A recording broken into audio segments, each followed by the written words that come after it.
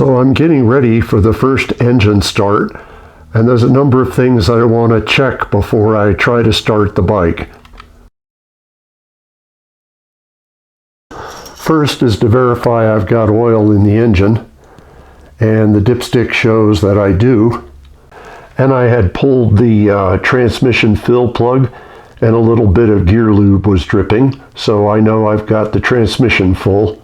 And I pulled the drive shaft fill plug and the rear drive fill plug and verified that there's fluid in them as well. Now before I start the engine, I want to make sure that there's oil flow out of the top rocker blocks. That's the end of the oil path, and that proves that the engine has oil flow through the whole system.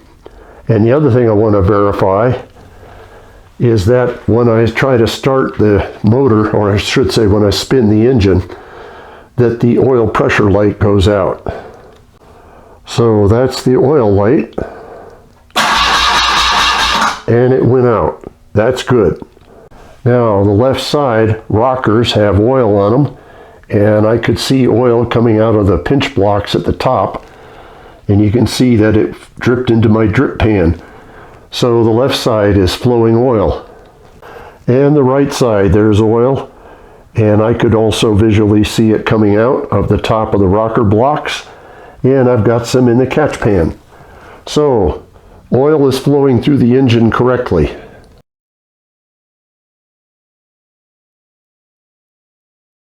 So the next thing I'm going to do is just check the ignition system.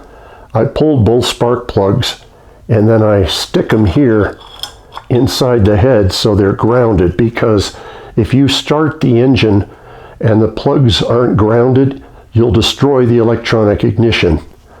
And then after I had them both grounded, I pulled one out, held it against the fins on the head, hit the starter, and verified I had a spark on the plug. And then I checked the other plug. And I put them both back in here so they're grounded, and used my timing light and checked that the timing was set correctly, and the bar on the S is right across from the notch in the timing window. So the ignition is set up correctly. So I put gas in the tank, and then I turned the petcock on all the way up on the handle so it was in reserve, and I let that run for a little while.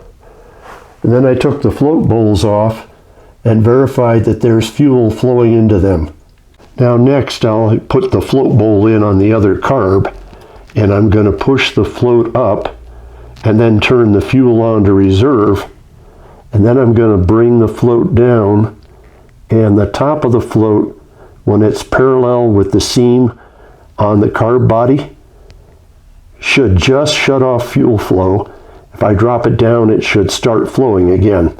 So I'll check both carbs, and if the fuel shuts off when the top of the float is parallel with the top of the carb rim, then they're adjusted correctly. Well, the height of the float on both carburetors is correct. So I'm ready now for the first engine start.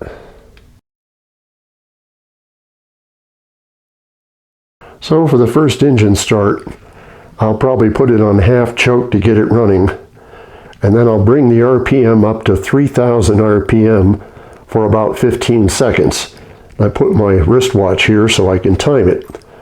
Then I'll take it up to 3,500 and with blips to 4,000 for 45 seconds, and that should help set the rings and seat them into the cylinder walls, which will ensure good oil sealing. That's the whole reason for this procedure on the first engine start.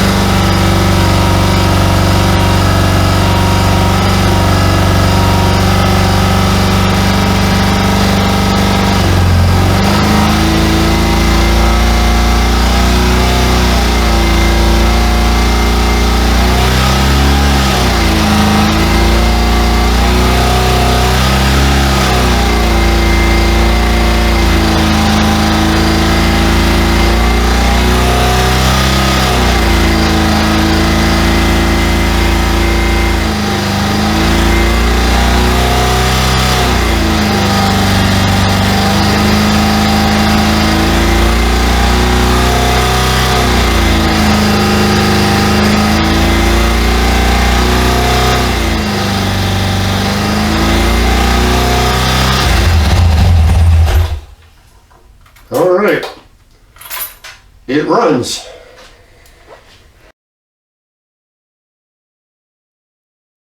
So I'm ready for my first 10 miles. Now on the 10-mile ride, I try to hold the RPM around 3,000 and cruise up to 4 and let it come back. Cruise up to 4 and then blip to 45 and let it come back. So I kept doing that RPM oscillation, I should say, for the 10 miles, which really helps get the oil and everything flowing where it needs to. And then I'll drain everything, engine oil, transmission oil, drive shaft, and rear drive. Want to get rid of any garbage that's in there, metal flakes that are in there, engine assembly lube, etc.